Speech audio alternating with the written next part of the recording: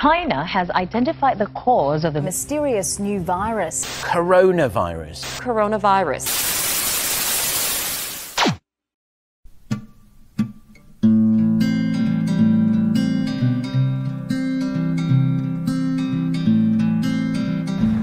Bismillahirrohmanirrohim. Assalamualaikum warahmatullahi wabarakatuh. Awal pandemi yang terjadi di dunia membuat semua kegiatan berjalan secara online. Tak terelakkan pun dengan pendidikan. Pendidikan di Indonesia yang mana anak-anak bertemu langsung dengan ibu bapak gurunya, dengan adanya pandemi mereka harus mengadakan pembelajaran secara online, yang mana mereka harus belajar di rumah bersama orang tua dan kami sebagai guru mengajar di kelasnya masing-masing. Maka kondisi di sekolah menjadi sangat sepi, kemudian kelas-kelas tidak ada kegiatan sama sekali. 2 tahun, siswa akhirnya membiasakan diri belajar di rumah melalui daring dengan berbagai hambatan dan tantangannya. Dengan waktu yang banyak digunakan anak-anak untuk belajar di depan gadget, anak-anak akhirnya semakin akrab dengan gadget dan memilih belajar sendiri sambil menunggu orang tuanya pulang. Tidak sedikit yang pada akhirnya anak-anak sibuk dengan gadget dan dengan bermain games atau berselancar pada platform lain sebagai bentuk mengisi waktu kosong. Anak-anak terbentuk menjadi siswa yang belajar dengan pembiasaan baru. Mereka leluasa mengikuti kelas dengan berbagai aktivitas lain sesuka hati mereka. Bunda, aku main dulu ya. 2 tahun tersebut, anak-anak akhirnya terbiasa belajar menggunakan gadget dan fasih dalam memahami setiap platform yang diberikan. Tetapi, mereka dan orang tua kesulitan untuk mengerjakan setiap pembelajaran yang telah diberikan. Dikarenakan mereka harus membuka beberapa platform untuk memulai belajar hingga selesai belajar. Yang mana coba? Ribet deh kayak gini Banyak banget lagi linknya, pusing tahu bundanya. Aku juga gak tahu, coba aja, cari aja. 2 tahun berlalu pun akhirnya pemerintah membuka kembali pembelajaran tatap muka seperti sedia kala. Selamat cepet pesta lagi ya. Anak-anak kembali ke sekolah dengan kondisi belajar tatap muka kembali. Mereka dibentuk menjadi karakter baru yang mana mereka terbiasa belajar tanpa pengawasan dan pengkondisian seperti di sekolah, menjadikan kelas seperti tempat yang tidak menyenangkan bagi mereka. Mereka enggan berlama-lama di kelas, enggan membuka buku tulis, dan enggan membuka buku pelajaran. Keadaan inilah yang membuat saya terus-menerus memikirkan bagaimana membuat anak-anak betah di kelas bersama saya dan teman-temannya dengan kegiatan belajar yang menyenangkan. Saya mengamati mereka dan menyadari bahwa mereka terlahir sebagai generasi alfa. Berdasarkan penelitian, karakter dari anak-anak generasi alfa itu mudah terdistraksi, lebih tertarik pada informasi yang singkat, bermotivasi sosial namun memiliki kecerdasan tingkat emosional yang terbatas, tertarik dengan hal-hal yang berkaitan dengan permainan, dan lebih menyenangi experiential learning.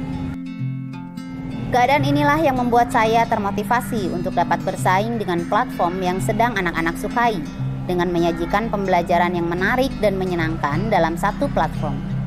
Akhirnya, saya memilih Hypermedia. Mengapa Hypermedia? Hypermedia adalah media yang tidak hanya memuat teks saja, namun juga terdapat foto, audio, dan video serta grafis komputer yang berhubungan dengan topik tertentu. Platform ini dapat kita rancang sesuai dengan kebutuhan kita sendiri. Kita dapat menggabungkan beberapa platform lain dan kemudian kita dapat mendesain semenarik mungkin.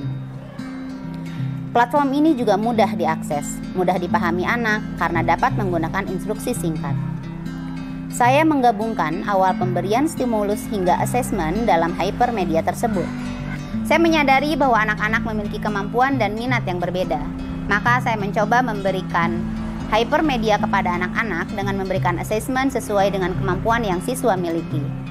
Saya meminta mereka untuk membuat informasi mengenai materi dalam bentuk mind map dengan memilih media sesuai dengan yang ingin mereka kerjakan.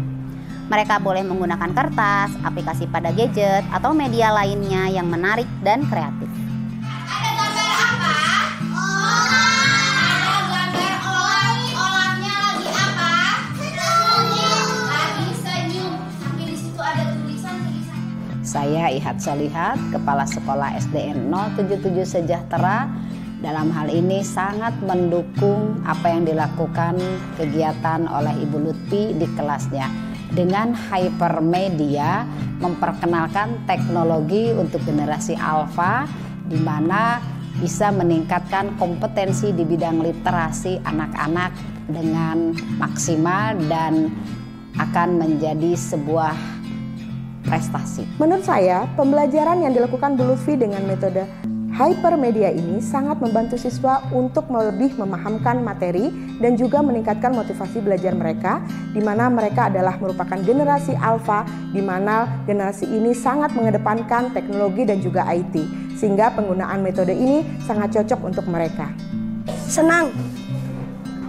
Kenapa senang? Karena bisa belajar dengan main HP, aplikasi. Senang. Kenapa? Karena hasil pembelajaran aku bisa dimasukkan ke TikTok.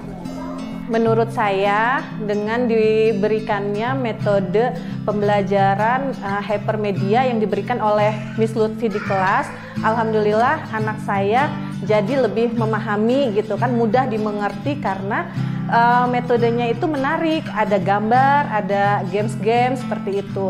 Dan untuk saya pribadi pun sebagai orang tua dalam membantu anak untuk belajarnya itu jadi mudah juga gitu. Semoga dengan diterapkannya pembelajaran berbasis Hypermedia dapat membuat pembelajaran semakin kreatif dan inovatif, serta anak-anak bisa semakin positif dalam menggunakan gadgetnya mereka. Dan bagi orang tua dapat memudahkan mereka dalam mengakses materi-materi yang sudah diajarkan sebelumnya dan juga dapat melihat semua hasil karya anak-anak di dalamnya.